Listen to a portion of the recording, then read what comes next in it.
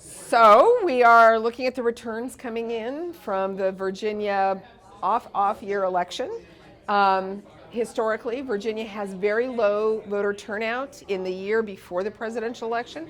We're one of 3 states that has an election for statewide held offices at this time in this cycle. It's unusual across the United States, and typically the turnout's about 30%. So this election is going to, if we're really closely watching what the turnout is. If the turnout is high, it tends to favor the Democrats. If the turnout is low, it tends to favor the Republican Party in the state. And so both houses are separated by party by 1 or 2 votes, seats, depending on which house it is.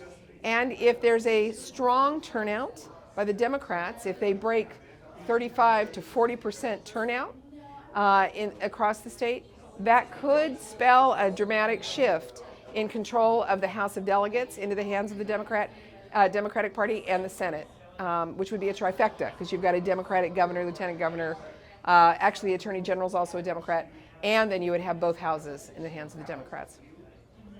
So we're waiting for the returns. We're looking at it right now. It looks like the Democrats have had high turnout and seem to be doing very well across the state. So I went and worked the polls this morning after voting myself and spent time talking to voters. And what was clear is that Republicans generally were coming to the polls defending President Trump in a kind of strong way. And Democrats were coming to the polls in many ways voting against the president. Even though the president wasn't on the ballot in Virginia, this particular election seemed very much like a referendum on the Trump presidency at the local level. And so Democrats were talking about bread and butter issues to them that have been very important. They were talking about issues about gun safety and gun control in their homes and for the safety for their children. They were talking about Medicare and health care access, which was very key. They were talking about the Equal Rights Amendment. In each one of those cases, the Republican Party in the state of Virginia and President Trump have worked to sort of stop or block legislation in each one of those areas that the Democrats and progressives have very strongly wanted. And so you could see the tension between the two. Republicans who were coming to the polls when I talked to them were talking about the economy and the strength of the economy and arguing that that was the reason that they were supporting President Trump overall. Democratic voters were very clearly there to express their anger at the Trump administration. Several Democrats that I spoke to, several voters who said they were going to go vote Democrat, talked about this was their way to shout back at the president. Yeah, it's very interesting. So we're looking right now at the returns that are coming in. Outside of the state of Virginia, the Kentucky governorship is up. And right now, it looks like it's possible Beshear, the Democrat, may eke it out. And that's important because President Trump went to Oklahoma to campaign for Bevin. And so that is one of the first cracks that shows maybe President Trump's hold and his ability to sway voters toward the Republicans may be having a little space. It's also important to remember that within the state of Virginia, the shift in the party is going to, if this happens, will allow the Democrats to really repudiate the President Trump and the Republican platform. And as happened in 2017 in Virginia, when Virginia's midterm election went so overwhelmingly blue and swept so many women into office in the Democratic side, and then in 2018 repeated it and sent women to Congress who were Democrats, that had not ever happened in the state of Virginia. The nation sort of took the cue from Virginia and followed on as well. And so I think it's possible that if there's a serious continuation of what we have now branded, I guess, in the media, the blue wave, if that wave is not crested, if it continues to swell, that may tell us a lot about the 2020 election. Well, we don't have the data in yet. Anecdotally, it looks very much like there's been high voter turnout in at least many precincts throughout the state of Virginia. Typically in the off-year election, which is the election that's held for all legislative seats in Virginia in the year prior to the presidential election, right? So we're on this weird, Virginians never stop voting. We vote every year. Some states, they only vote, twice in a 4-year period, but we vote every year. So in this off-year election, the average for the past 30 years has been about 30% of the registered voters turnout. You can contrast that to the presidential election, in which the average is about 72%. So you can see the drop-off in the off-off year election. And in the midterms, which is 2 years into any president's cycle, when most of the congressional congressional candidates are up and some of the senators, it tends to run about 45 to 50%. So a 30% number is really low, right, for that off-off year election.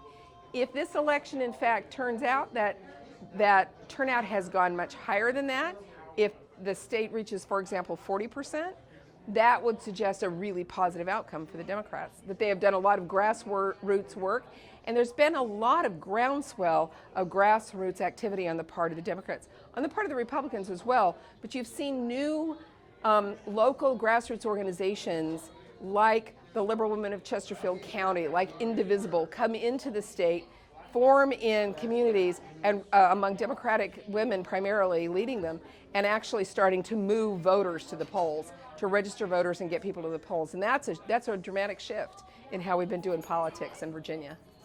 So you're absolutely right? Voting's a habit. So the more you vote, the more you vote. It sounds like a tautology, but it's not. So the most reliable voters tend to be elderly, tend to be, for the Republican Party, tend to be white, for the Democratic Party, tend to be black, in terms of reliability in voting, because they voted the most, right? So young voters often haven't either ever voted the first time or only voted once, and they're not in the habit of voting yet. So turnout among young voters is always significantly lower.